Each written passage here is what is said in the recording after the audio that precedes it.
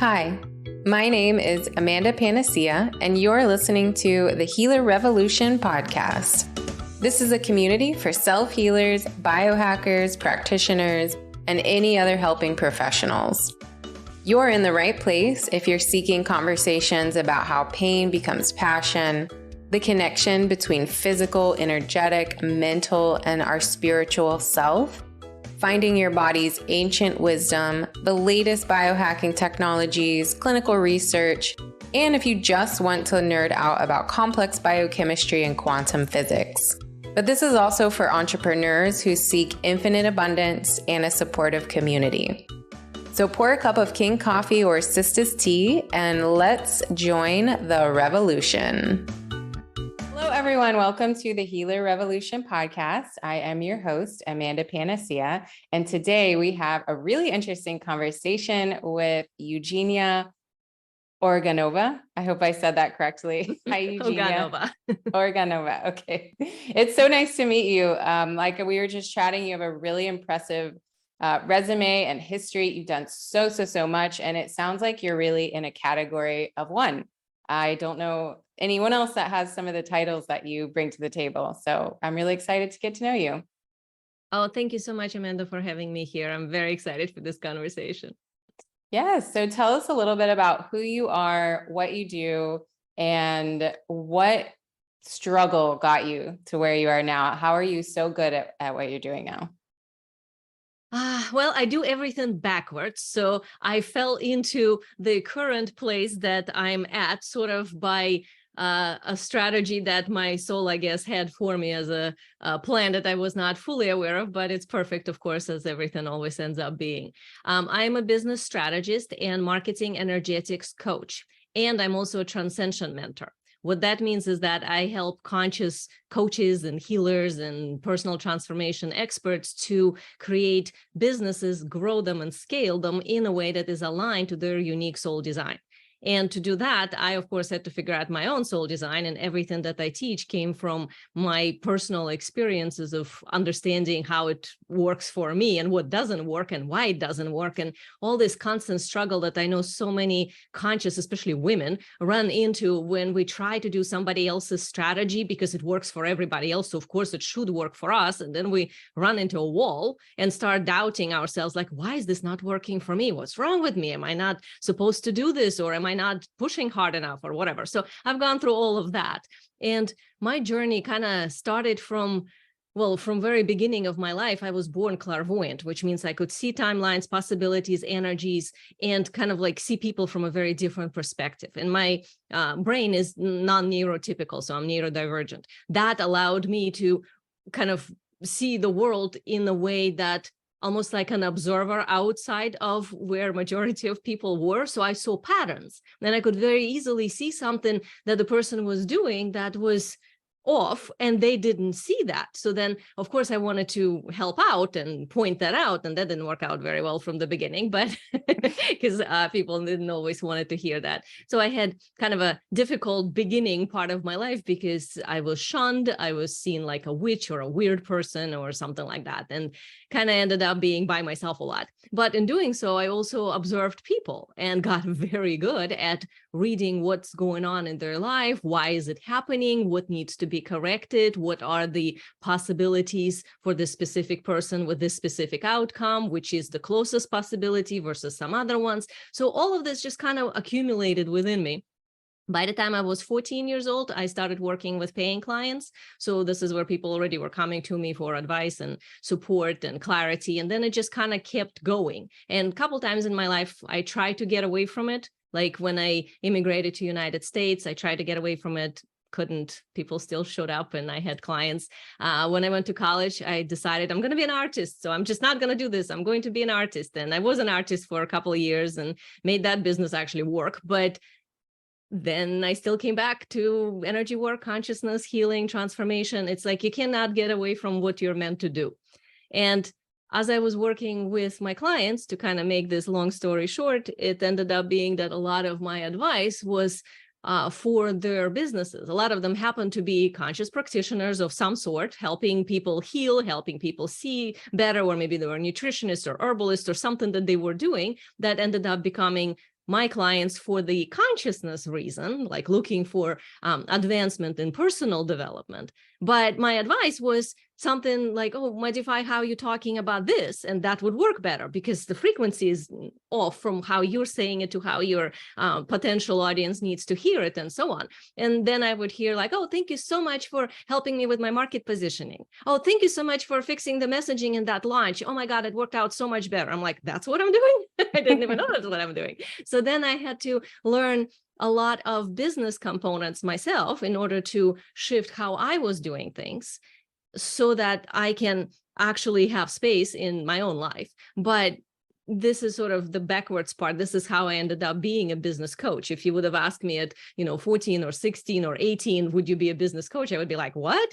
I mean, I'm a consciousness mentor, but I'm a consciousness mentor that is extremely practical person who can accomplish a lot and understands linear stuff in addition to non-linear. So that combination is how I ended up doing what I'm doing now, which is helping conscious people actually generate wealth by something that is innately within them already, and that can be done in a way that doesn't sacrifice their life or sanity in the process. Wow, very interesting. So at 14 years old, you were already coaching. That's incredible. Yeah, so let's go back to some of the terms you're using. What is like a conscious person? What does that mean to you?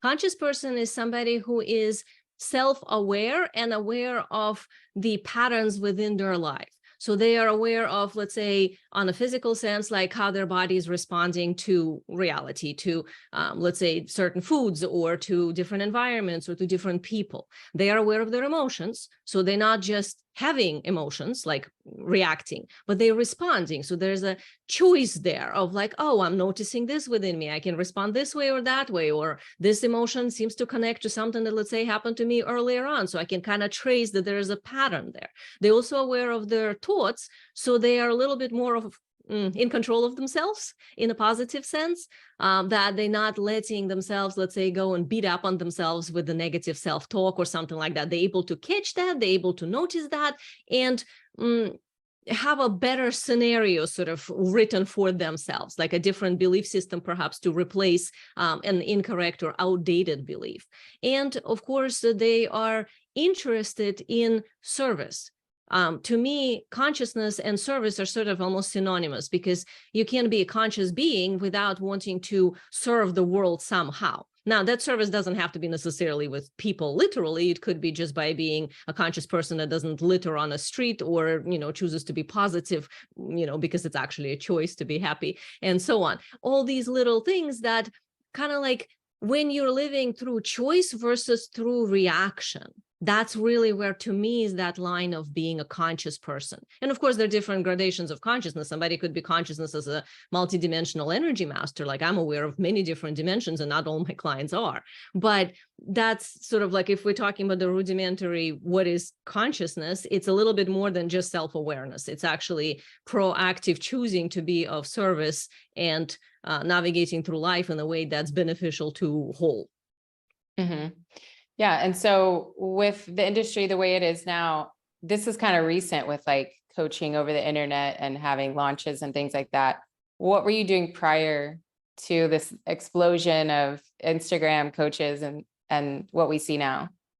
I was working with business owners, so there were always people who were doing consciousness work one way or another. It just, most of it was back then simply through seeing people and traveling. Like, I used to have a company when we would travel to different sacred sites and take people with us, and there were different people who were doing similar activities. There were people creating workshops, there were conferences, there were all sorts of in-person events, but majority of conscious people that had businesses, like from therapy to nutrition to, herbalists to energy healing and, parenting coaches, relationship coaches. They used to have kind of traditional, brick and mortar offices and that kind of a world. But the work that I would do with them is to figure out what is their natural soul design, what is it that they meant to do, and are they doing what they actually aligned with, like what their soul wants them to do, or are they doing something that is based on their skill?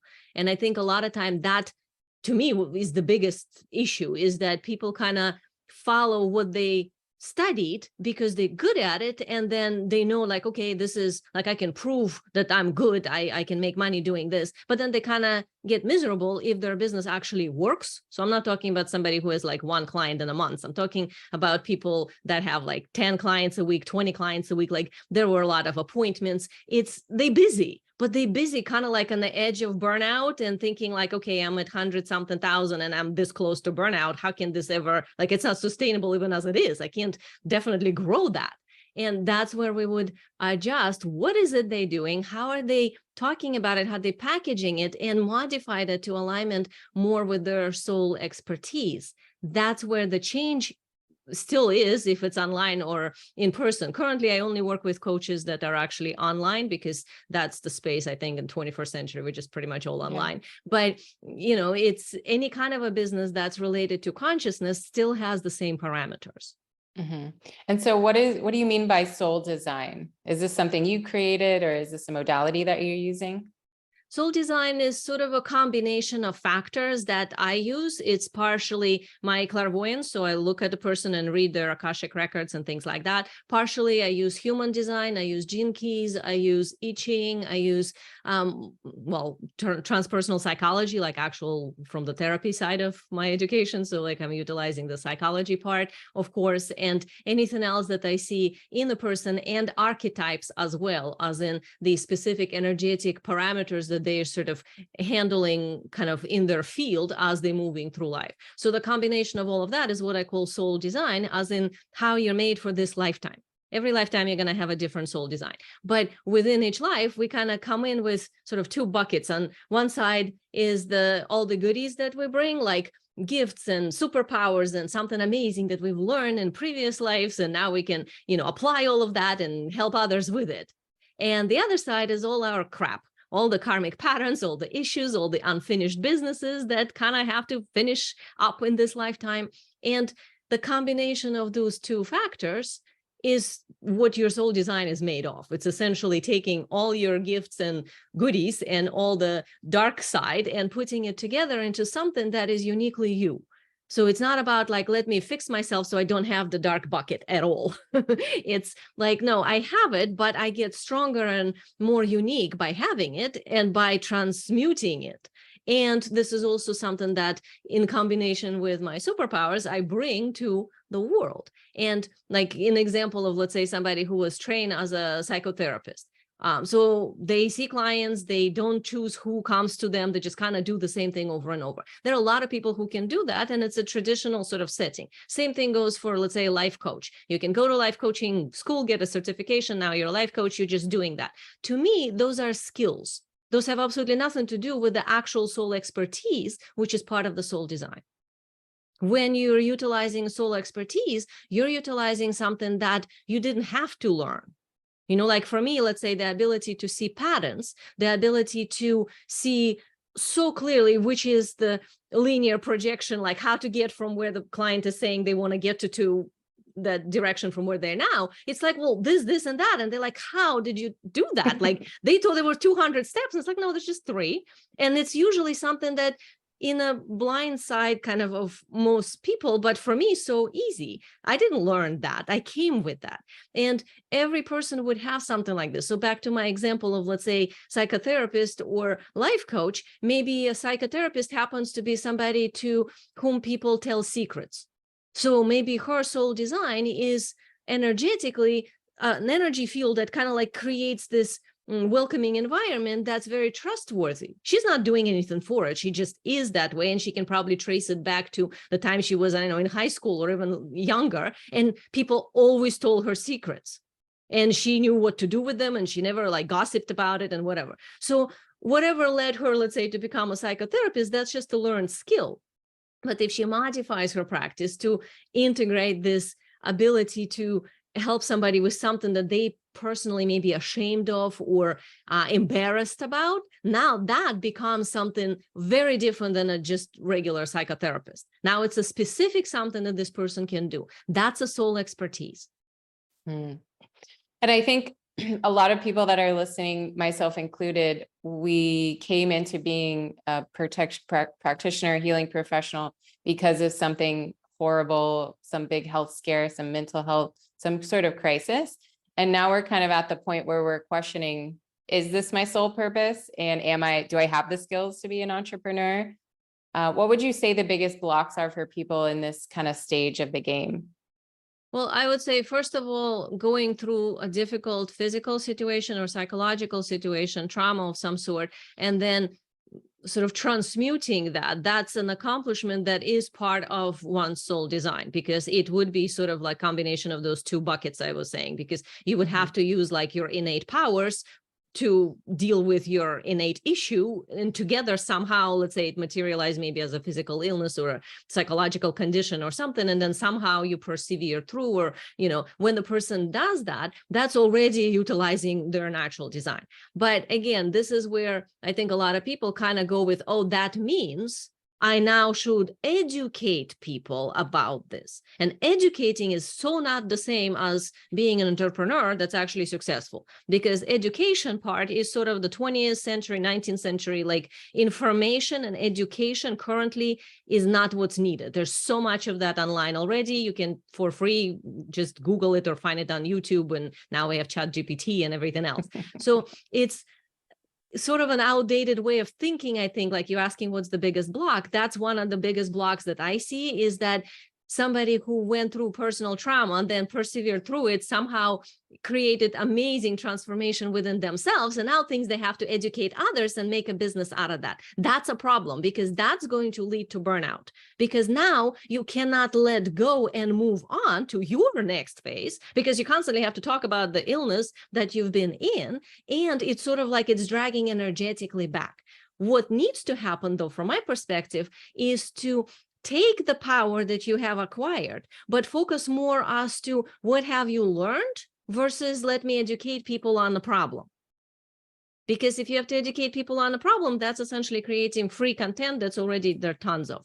But when it becomes like, hey, I have a unique perspective on this problem, not just like I went through a huge amount of data and I've discovered this and this worked for me, but I utilize this internal skill, I utilize this specific technique, and then I pair that with something inside of me. And this is the specific, let's say, mindset or whatever I had to use to overcome this situation and to arrive to the other side of it where I'm victorious in my own journey. So now that is not directly about educating anymore. It's not anymore teaching on the subject. It's now more about future focused, vision focused, and it's about, it could be helping somebody deal with the same condition, but it's not anymore about how do you fix the problem of the condition. It now becomes more about what is the lesson within the condition. I have learned a lesson. Let's figure out what's the lesson for you and how that could be transformed. Now, within that, of course, you're going to be educating. I mean, we can't help it, right? We're educators naturally,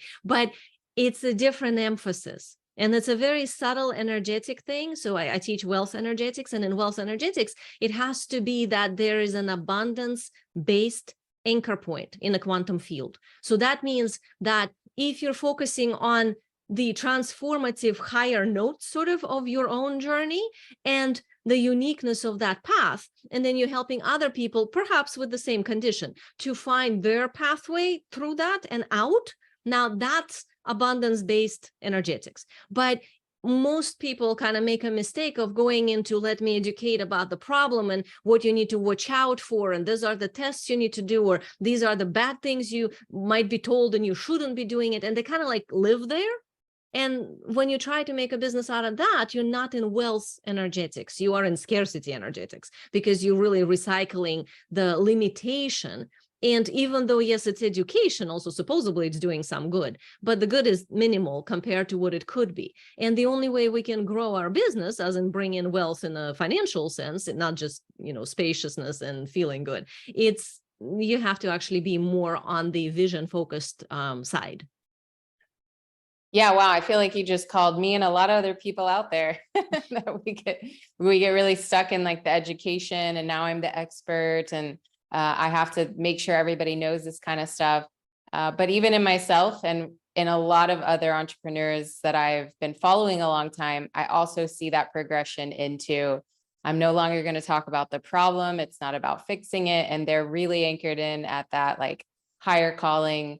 A lot of people get a lot more metaphysical. And I've seen people even just shed their entire like doctorate program and say, I'm not even going to be a doctor.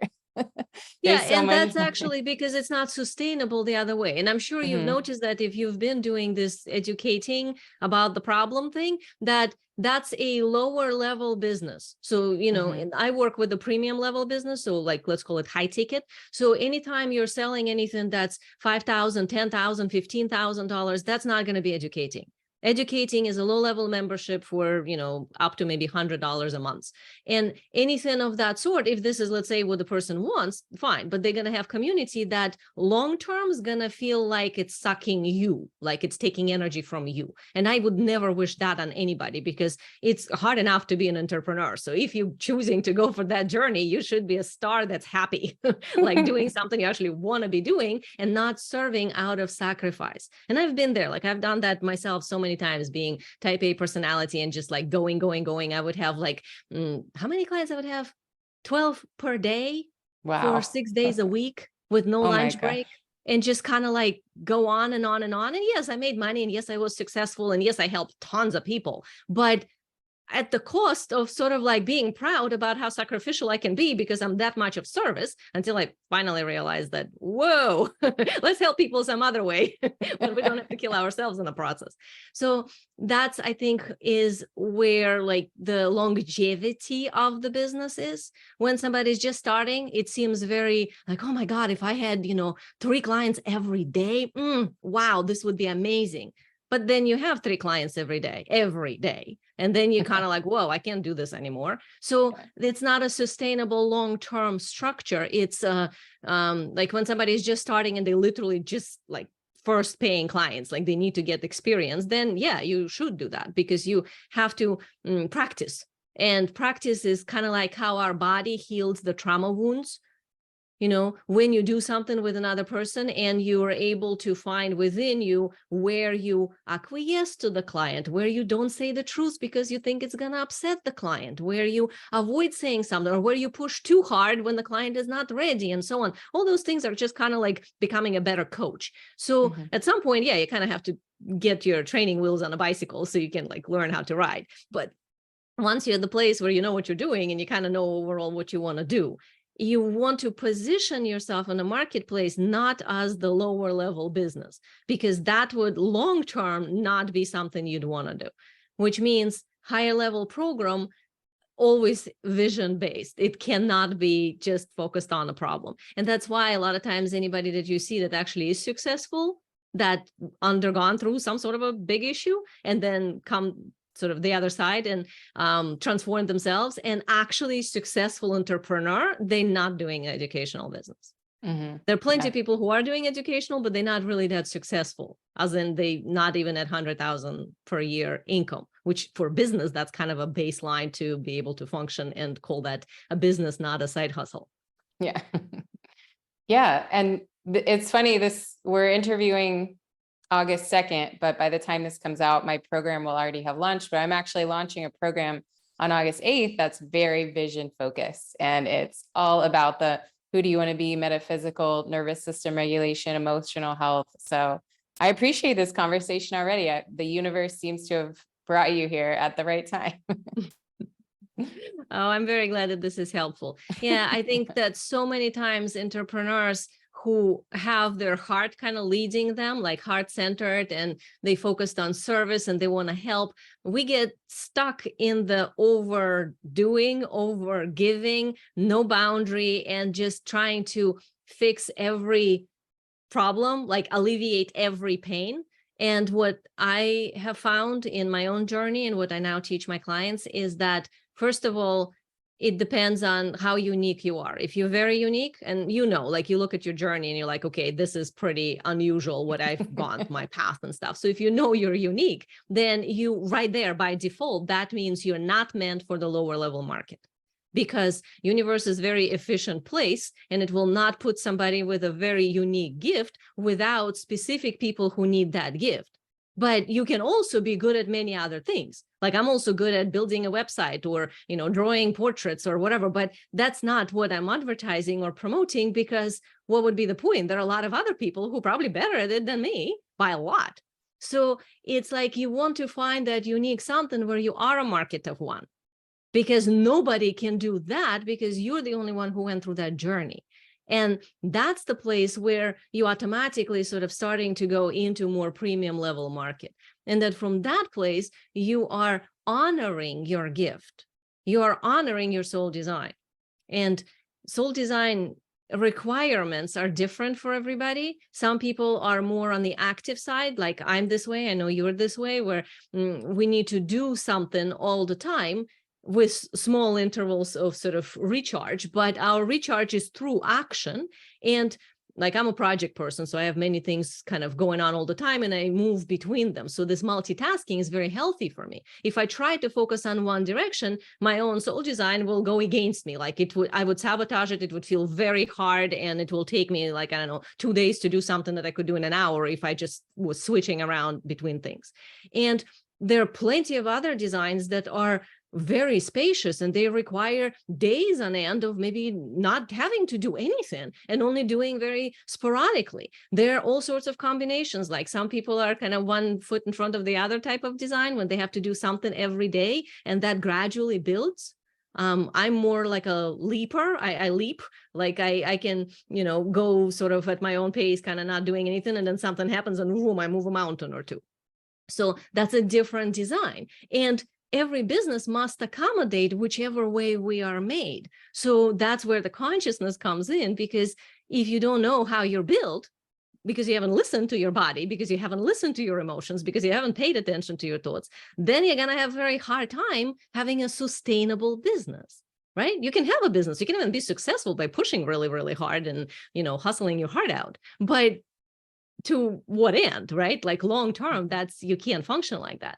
But if we're talking about sustainability, which I'm all about, like sustainable doesn't mean some sort of a like sticker of, oh, that means everybody has a lot of space and we all just like work 3 days a week or 1 day. Like that's depends on your design. If I work 1 day a week, I would be bored. So I actually have to do something. But there are plenty of people who very much would love to work 1 day a week and then the rest of the space utilized for some creative endeavors. So listening to yourself and knowing yourself is sort of the key to understanding your soul design, which then allows you to find your soul expertise, which then brings you to your soul niche. And that's kind of a different twist I have on the idea of niching, not utilizing just your mind and just saying, well, this is the most profitable place. These people, like I can sell to them something because I know how to do it. Like we're not doing that. That's not conscious.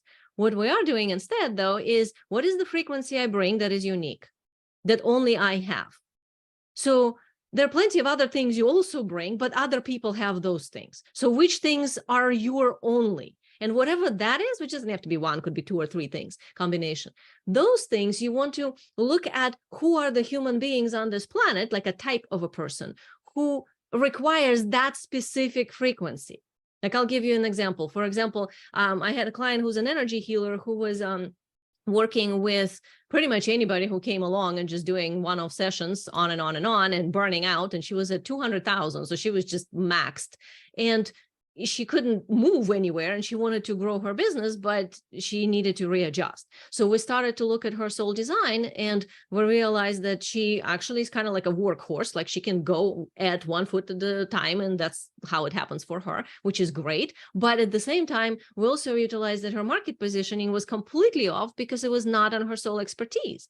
So what is her soul expertise? Well, she used to be in corporate. And then she also was married that got through divorce because she was higher level in corporate and her position of power sort of in the company clashed with her marriage and eventually the marriage fell apart. Now, that's a very specific reason for why marriage fell apart, right? Wasn't an infidelity, wasn't some sort of a fighting or, oh, we didn't fit together or something. It was literally because she was successful at her career and the demands of the career broke the marriage. And she couldn't figure out the balance and the husband couldn't figure out the balance. So she knew that part very intimately. That was a huge trauma for her that she had to heal over the years and eventually leave the career and just do energy healing. So when we positioned her energy healing for women in corporate who are super successful and have marital problems and maybe at the brink of divorce and trying to figure out what the hell is wrong with me and how can I do it all. She would be the only person, the unique frequency that would match that. So you want to find for yourself something like that. It's still energy healing she was doing, but now her market positioning was her soul niche, not the mental, whatever she came up with mentally. Yeah, that makes a lot of sense. And I like how you put that it's not bad to be a workhorse or to be really good at multitasking, because sometimes people will say, you know, that's a trauma response, or that's your nervous system being way too hypervigilant, and that's not the way you should be working. But same with you. I've always been a workhorse. I've always been really good at having lots of things going on at the same time, keeping it all straight. And even when I try to change and kind of slow down and make time for the self-care and the things that make me feel good, I still don't want to stop working. My boyfriend jokes all the time, like, you'll never stop having a million projects. Like, that's just who you are. So yeah, and different designs literally mean you cannot listen to whatever's like some sort of a sticker out there that says this is the norm. There is no norm. We all are unique, and there's actually a way to look at one soul design and to figure it out. Like, this is what I do for my clients when we work on their businesses. Step one is let's figure you out so that we build the business around you. It's not so much like, oh, let me build like a better funnel. It's let me find how your business should be functioning based on what your needs are. So somebody who needs to have activity, those are the types I call like never retire types. Like I'm the never retire type. I would probably be doing something and then just die, because that's what keeps me happy though. And you can tell because there is a difference in the trauma response where something feels like frantic energy, ungrounded energy, and having to do it because you can't stand something that you anticipate might happen, which could be anxiety, which could be feeling unsettled, which could be pain, that trauma anticipating a pain situation, or whatever else. Like I have that with loud noises.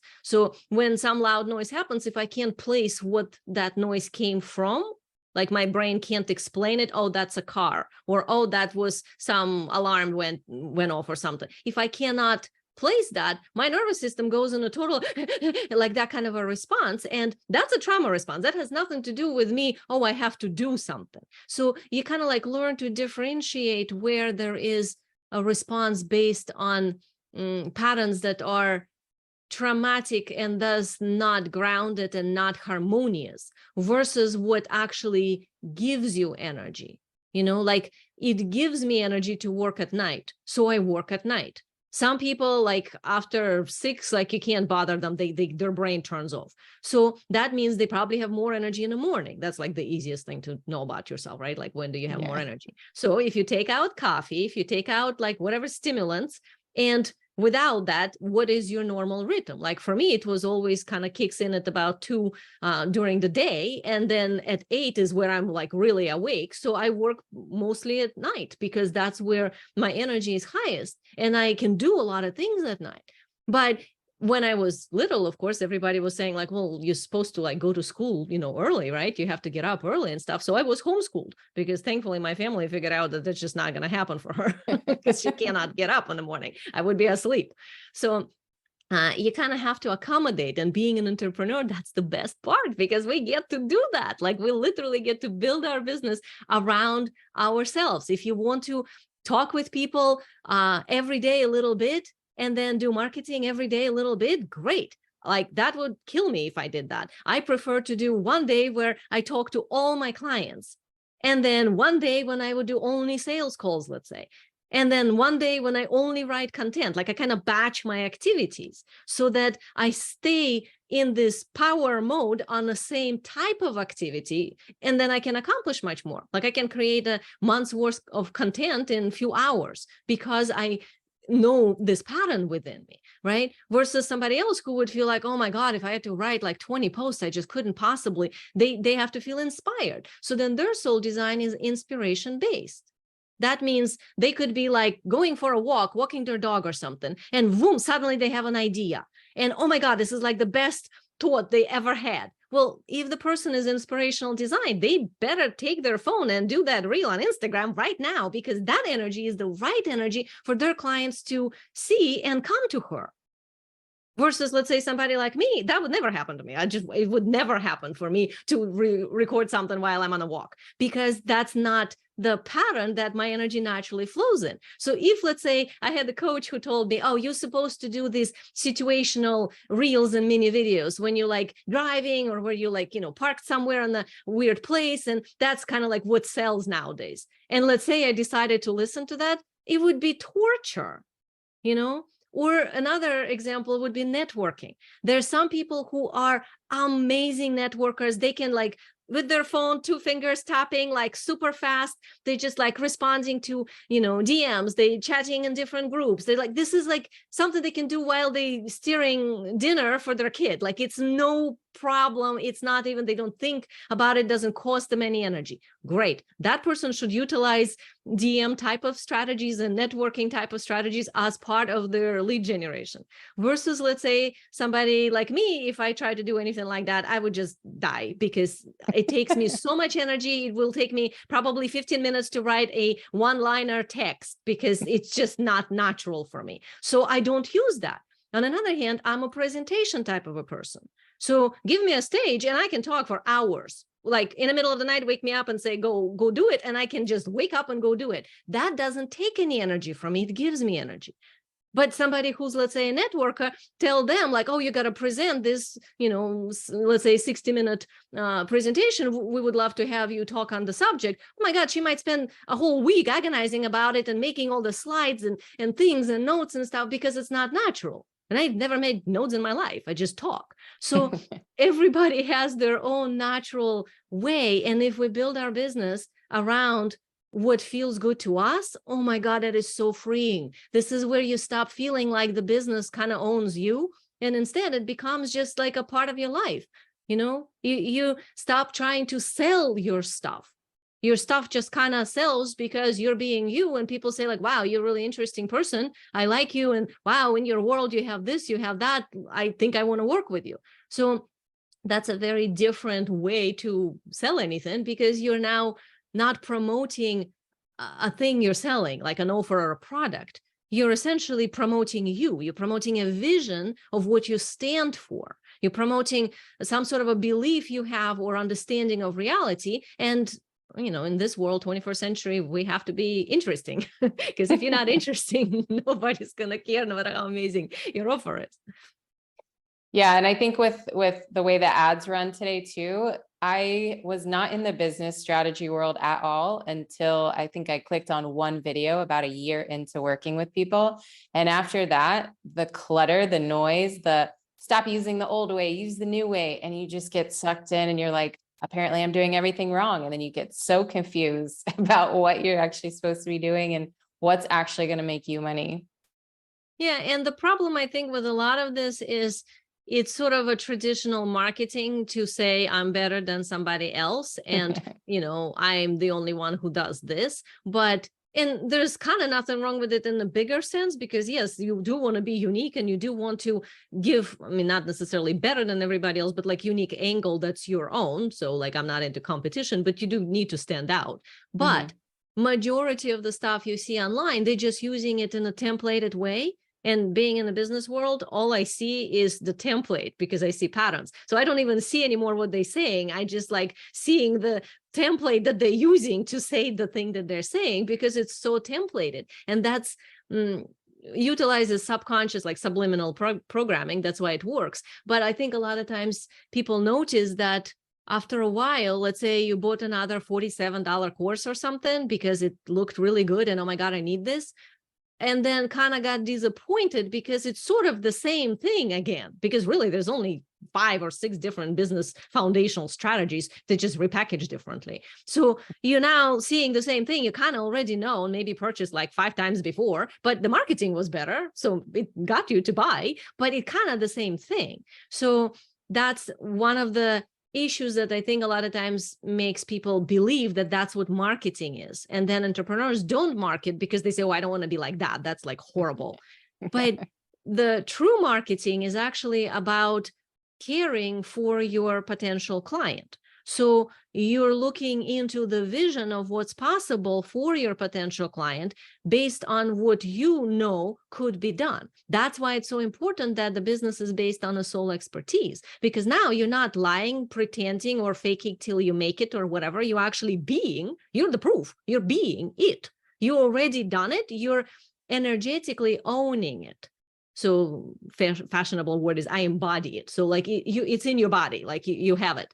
And it cannot be taken away. It cannot be questioned. It's, nobody can say like, well, I don't know, give me a proof. And it's like, well, this is me. If you listen to everything I said and you don't vibrate with me, then go away. I'm not interested to try to prove anything to you, because I am the proof.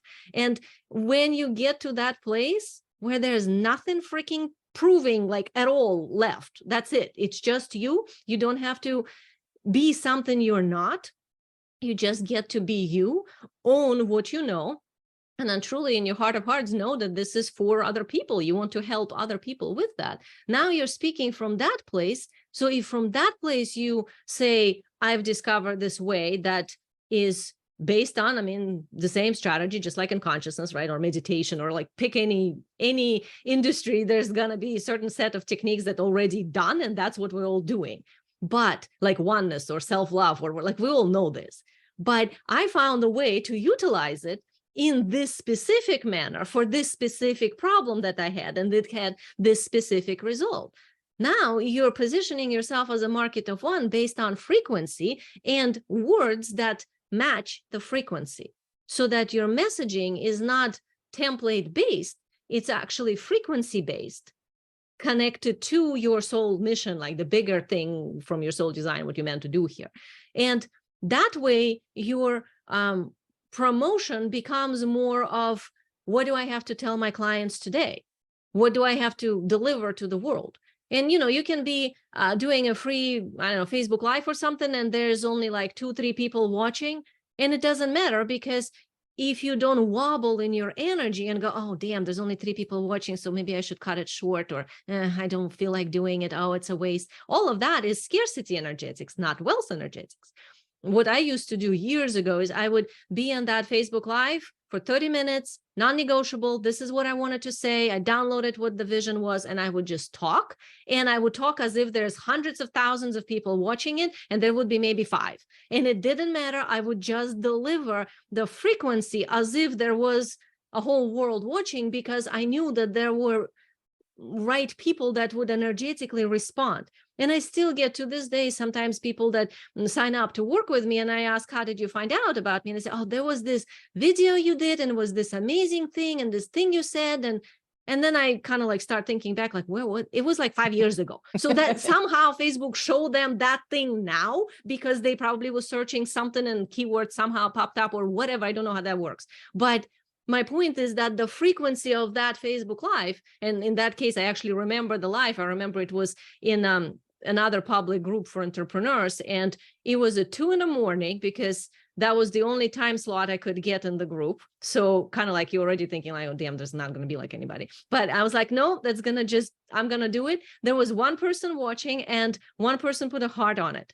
That's it. And then I put a heart on it just because there are 2 hearts. That's it. That's what happened to that video. Then I downloaded that and posted somewhere in my group or somewhere else. So I don't know where she found it, but my point is that because I didn't wobble in a frequency and I deliver all the way the energy, that person could vibrate and then come and pay me over $20,000. So this is the resonance, that part of the consciousness, self-mastery. If we don't look at the external circumstances and say, oh, that means something, but the other way around, who do you got to be? How do you want your environment to be? And then be that, despite whatever external circumstances are showing. You send email and like nobody responded, nobody signed up. You send another email, nobody signed up. Okay, well, what energy were you in this email? Were you like just doing it because, well, I have to? So readjust, realign your energy, write a different email from a different angle, send it again. But it's kind of like we have to keep the vision for ourselves first if we want somebody to come and pay us higher level pricing, because they come for our confidence. And if we are not confident because we're all over the place and wobbly, and our emotional waves kind of happen all over the place, and we go down with the wave every time the wave goes down, that's not going to be conducive to high ticket sales. Mm-hmm. Yeah, that all makes perfect sense. And so I'm dying to know, what does your business structure looks like? You mentioned you have batching that you do. Mm-hmm. Yeah, my business structure is I have very few private clients that are really, really high end.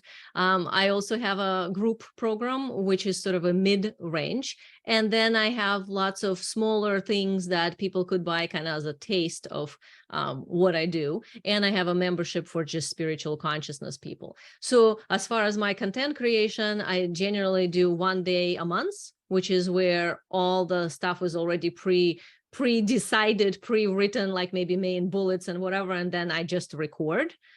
So that way it's just all kind of done. And then I have another day or two where it gets edited and inserted into the correct places, and then I don't have to think about it for a month. In the higher end programs, everything generally is already done because I ran them for so long, so I don't have to create content. So then I show up and coach. I work every other week, so that way my clients get to communicate with me and have access to what they need, and support coaches and other people can do other things. So everything is taken care of and supported. Looks like I'm everywhere all the time. Content is always repurposed. Nothing is ever wasted, but all of that is scheduled, and I use a lot of automation. So I don't have a large team. I don't even have a VA. I just have somebody that I hire here and there for projects, but I'm able to do that and be, 7 figures without putting any pressure on myself and having to launch all the time new programs and everything. I just have what I have, and I'm being me, and all roads lead into what I do. That's actually part of what I teach my clients. They don't have to be the batchers like me. They could do it in inspirational style and whatever, but this is sort of non-negotiable in a sustainability part, is that you can have different directions that you're energetically maintaining, because that's going to exhaust you. So if somebody comes up with a program, and then 3 months another program, 3 months from now another program, and then something else, and they all kind of like different aspects, it starts to spin around, and there are different funnels, different email sequences, and all of this is sort of like randomly everywhere. And then they wonder, why is it that they're so stressed? Because something is always missing or not going somewhere, or somebody's always asking, something's always breaking. Instead, if everything is aligned to your soul mission, to your soul expertise, to your soul niche, then all the offers that you already might have need to be sort of slightly adjusted, like 1 degree shifts a little bit, maybe in messaging, a little bit maybe in email sequencing, so that they all kind of lead in some sort of a progression that makes sense, logical sense for your potential client to go through that process. That way you have to do much less marketing.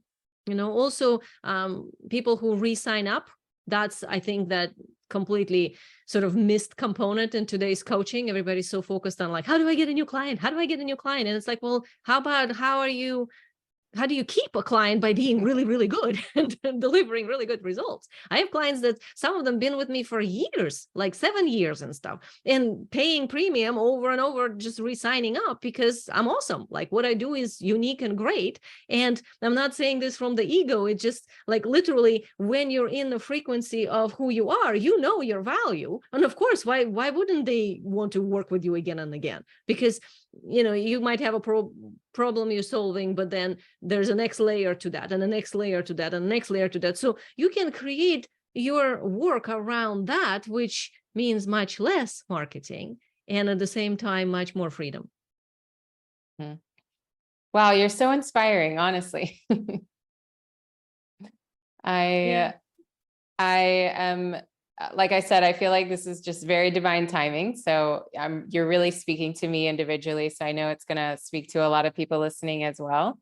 My final question is, what do you do that's totally not business related that you feel like really lights your soul on fire?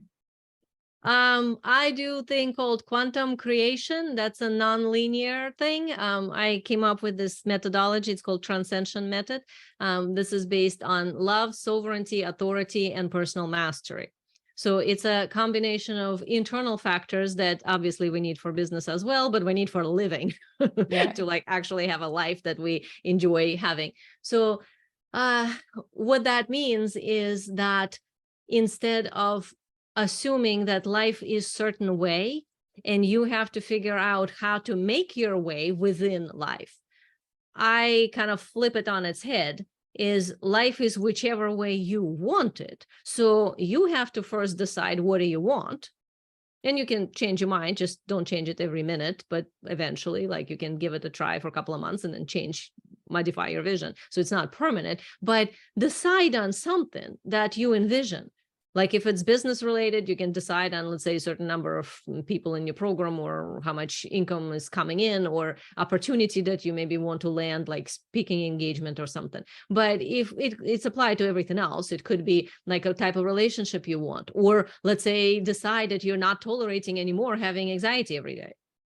And then spend next 2 months having all the things that are triggering your anxiety being shown to you, but then do something about it, like actually change it. If it's a substance of some sort that's triggering it, food that's triggering it, lifestyle that's triggering, relationship that's triggering it, people that's triggering it, all of this will be shown to you because you made a decision.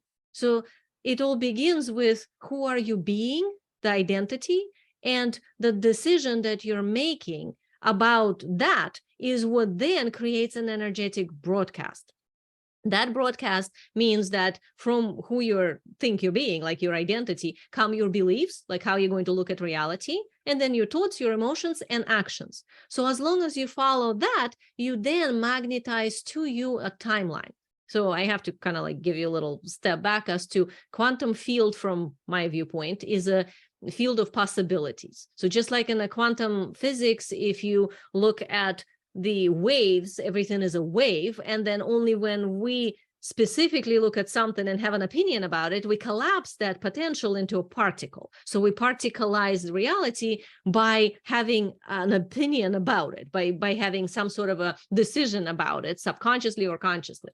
And from the sort of psychological perspective and energetics as well, you can look at it that if everything is possible, and that's the thing I always say, 100% possible, 100% of the time, but some things are easier than others, right? So you don't want to necessarily go in something that's like the hardest thing ever, unless it's aligned for you. But most of the time, there's like closer possibilities. So that means within all the things that's possible, what is your soul design? Within your soul design, what is it that you want? And then who do you have to be? Like the person who already arrived there and already has everything that whatever it is that you envision, who is she? How is she feeling? How is she thinking? What is she wearing? Like what kind of underwear she wears? Does she drink tea from the same cup that's a little chipped? Or did she throw away this cup by now and has like a better cup? Does she say yes or no to certain people? And why? Does she get up and the first thing she does, check her cell phone to make sure that there's like no fire to put down? Or like, what is it that she does that's different? Find a discrepancy between you now and you as the future you. And then try to do as much as possible in your everyday life of thinking, feeling, and actions from the place of the future you. This is essentially my conscious future method that I use. But that's how you understand what is needed and you act from the future place. And in order to do that, you need love, sovereignty, authority, and self-mastery. Because if we do not love ourselves, then all of this is done out of obligation, proving, or trying to measure up. And if we're not sovereign, then again, we're just being conditioned to be a certain way by our parents or environment, and it's a trauma response. And if we're not in authority, well, then we cannot command the quantum field. So kind of like that's a requirement. And self-mastery, that's the part about not going down with your emotional waves. You know, like I always kind of say that you have to be committed more to your vision than to your BS. And everybody has BS, like everybody has some issues and trauma and whatever. And yes, you have to love yourself and nurture and, you know, heal your inner child. Of course, like we conscious people, we get that. But at the end of the day, you got to do what you got to do. And if you don't do certain things, then you can't have certain results. So it's that balancing act of how do you do it without stepping on yourself, without overriding yourself, without pushing yourself kind of in a bad way, like in abusing way, but do it more like a challenge, like something that you internally can be victorious about, or excavate power from it, or find some internal strengths that maybe you didn't know you have to make something happen that is aligned, that you decided you needed to do. So that balancing act, that's the self-mastery. So that's the thing that I do that's kind of outside of the business, but in application to business. Yeah. And this is something, I mean, gosh, do we practice all the time, like constantly? This is something I got into, like the quantum healing and things like that in the last couple of years, and really trying to embody and become that healed person, or the person who is wealthy, healthy, a leader. And that was one of the goals of this podcast, was to really step into the spotlight, which was something I was not comfortable with at all before, and have a voice and be that person. So I love that you really wrapped it up in an amazing, incredible way. Yeah, it's absolutely essential that we become the conscious leaders, because the world needs us, and we're now at the place where pretty much whatever we can imagine, we can create, which is sort of dangerous place, because a lot of people imagine nightmares and really messed up scenarios. So we kind of need conscious people like us, especially women. It's now more women in power kind of component coming up online on the planet. And the more we do that, the more we get to help the collective humanity to have an easier ride. Because right now, I mean, we're in such a pressure cooker, right? With all the new technologies coming in and all this understanding of like, oh my God, there's aliens and there's this, and there's like all these pieces that people kind of like, whoa, I just want to like sign a client, and there's like all this stuff happening. And now what, ChatGPT? Like I have to do that too. So kind of like put all of that aside and go into, what do you want? If you could have anything you wanted, and if it was all just easy, and whoever you worried about, they got taken care of somehow else, not by you, and whoever you think you need to prove something, or somehow see you a certain way, let's say they don't care, or they gone, or they don't matter, then what would it be left? And I think a lot of women kind of have a hard time with that, because it's like, whoa, if I didn't have to prove myself and strive just to do that and be the best for that, well, would I even want to do that? So for me, the answer was like, yeah, I'm a highly ambitious person, but I'm spiritually ambitious. I'm ambitious in the sense of self-mastery. So I like to win. I like to be the first, but not through competition. So kind of like I had to figure out, like, what do I want to keep that's mine?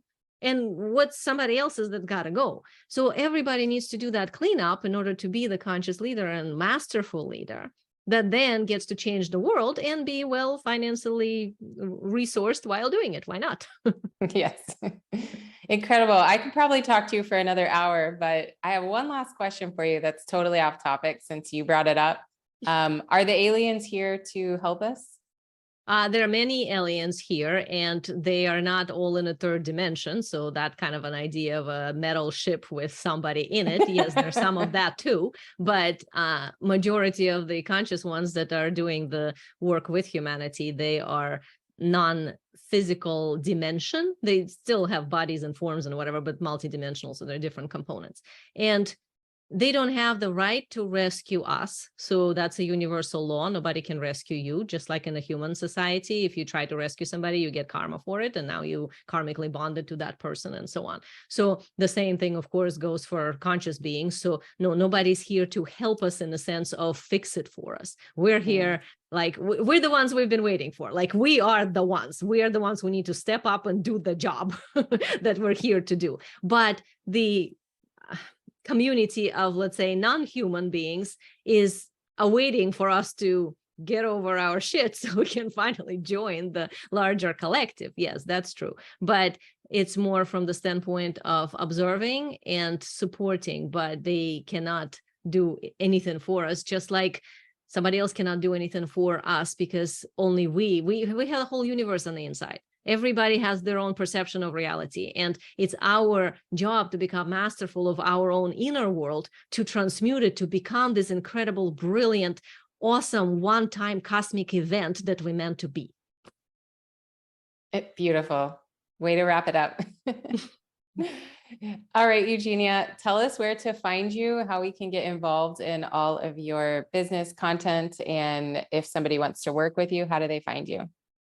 Awesome. So I have a free gift for you, which is the soulstrategywebinar.com. If you go there, you will see a video that explains a lot of my work. So a lot of the things that I've been talking about here, they are explained there. So how you can create this sustainable 10,000 months utilizing your soul expertise with high ticket clients, with people essentially who's paying you more than 5,000 for working with you, and without like endless course launches or huge email lists or constantly living in DMs or whatever it is that most time people think that they have to do.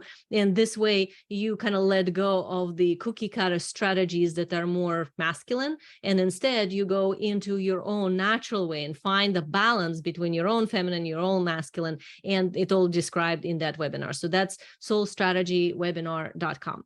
Also, my website is transcensiongate.com. This is where you can see everything that I do. And to work with me, check out Work With Me page, and you will see the programs I have. You can fill out the application and we can have a conversation and see what you qualify for. And I would love to help you. Awesome. Thank you so much.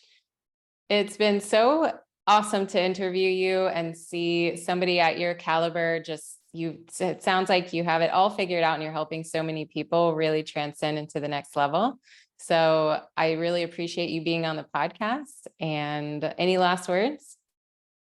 If you can imagine, that means it's possible for you. And not only that, it's possible for you in this lifetime, it's possible for you now. And there is a shortcut to get there. And all that's needed is internal mastery.